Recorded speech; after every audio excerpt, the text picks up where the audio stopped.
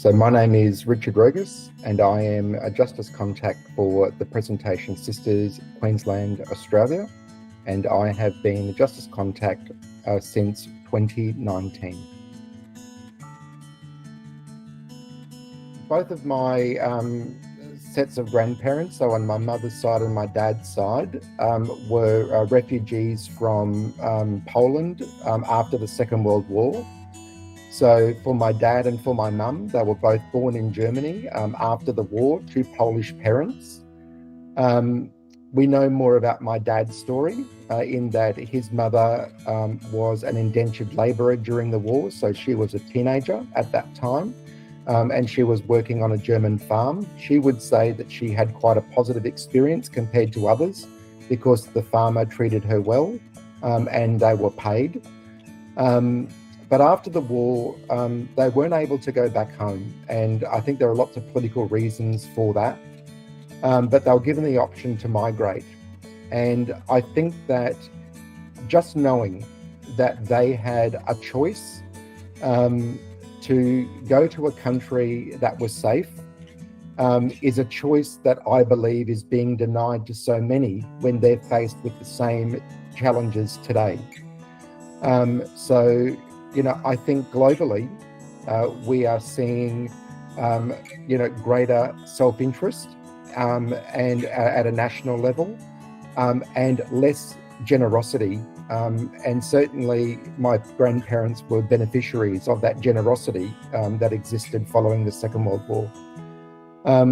But I suppose that their experience in coming to a new country is also a motivation for me because I know the prejudices and the discrimination that they faced because they did not speak the same language as the people here. I know that prejudice and discrimination is a reality for many people who are different in many different ways. I do feel that experience also highlights for us the need for not even tolerance, but it's actually deep acceptance, of differences that people have and to understand their sacredness and their dignity, as a person. Obviously doing what I do in the field of education gives me a great opportunity to really speak to my students about these values, the sanctity of human life, the dignity of the human person, that is much, more beautiful, much more loving than the petty prejudices and discrimination that other people might face.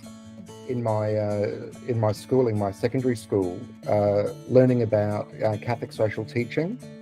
And many years later, working in different Catholic secondary schools with different charisms, working with the Presentation Sisters and really learning about this inspiring story of Nano Nagle and her desire to really live the gospel through actions, not words.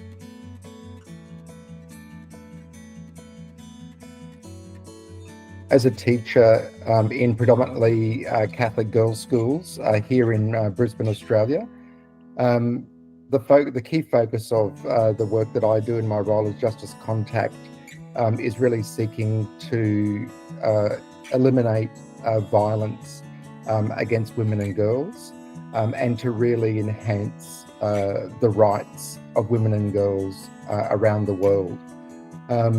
So many of the projects that I work with the students on are really targeted to raise their awareness about the experience of women within our world and to really have them involved in doing something very practical that will support women and girls in need.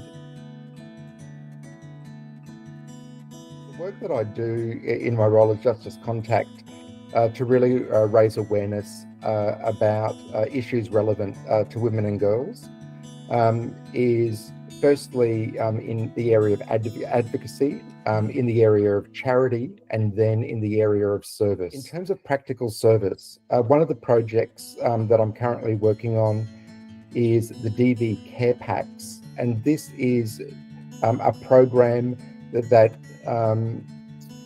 provides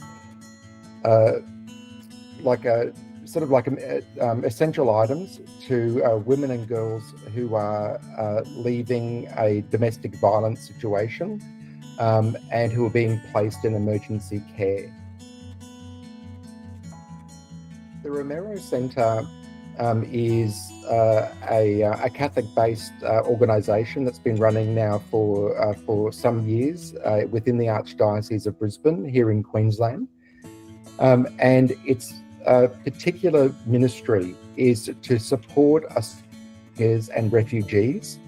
You may be aware that in Australia we have quite a punitive migration policy, and since the early 2000s, the process of seeking asylum or seeking refugee status in Australia is incredibly challenging. It impacts work rights for newly arrived asylum seekers and refugees, and organisations like Romero have really responded to that need. So most recently, we've been made aware that there is a community house that is located at a parish close by to us, so at Stafford, and it houses currently a number of women and a few children who are seeking asylum. So the project is to have some of our students from the local secondary school visit the women and the children who are currently residing at that community house. So not only is it a point of connection, but it's also a way that our students can better understand the issues around migration and the challenges that these women and children face in their application for asylum or for refugee status. My experience in working with young people, whether it be students who are involved in charity work or in service, or young people that we engage, through our outreach, I see it as being such hope-filled work, and I say that because the young people that I work with are growing in their awareness of the injustices that exist in our world. And I think that they understand their responsibility to be part of a solution. But when young people who are providing service and young people who are, in a sense, receiving the service, come into conversation, I think that what we see is a meeting of like minds in a sense. If a young person is experiencing injustice, then they have a perspective about that. And I think that it really does, resonate with the young people who are providing that service. I think that the greatest challenge, and maybe this is a source of frustration, is that there are lots of good people doing good work, but change is slow. And addressing some of these huge issues, that exist globally, and even those that exist, more locally, I can see it's really about trying to enact generational change. So for me, it's really a matter of perspective.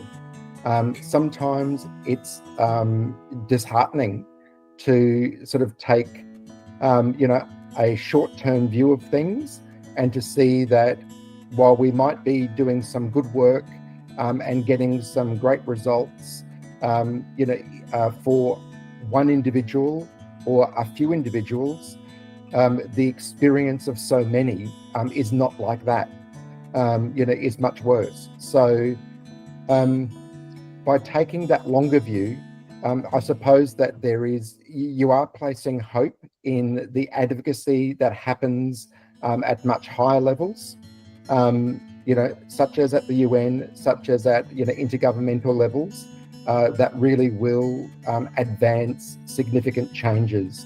I think that some of the international days that raise awareness to specific issues really helps to drive that agenda.